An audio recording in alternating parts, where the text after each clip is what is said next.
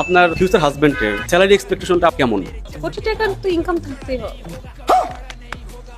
আমারে তো পাগলে দিতাছে যে কোটি টাকা ইনকাম করলে তোমার মতো ওই হোটেল কর্মীরা আমার বিয়ে করতে হবে।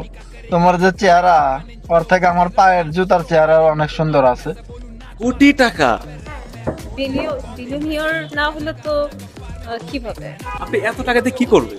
আমি কি করব? আমি তো কিছু করবো না, ঘুরবো ফিরবো, জামাই নিয়ে মজ মস্তি করবো। শোনা গো আমার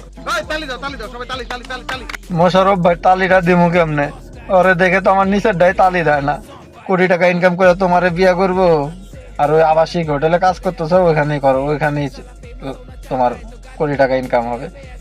সবাই আল্লাহর সৃষ্টি, এর জন্য কাউকে ছোট করা ঠিক না, কিংবা কারো সৌন্দর্য নিয়ে বাজে মন্তব্য করা ঠিক না।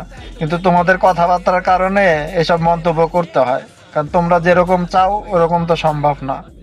এর জন্য মন্তব্য করা লাগে, আর কিছু করার নাই। সরি ভাই, কিছু মনে করেন না।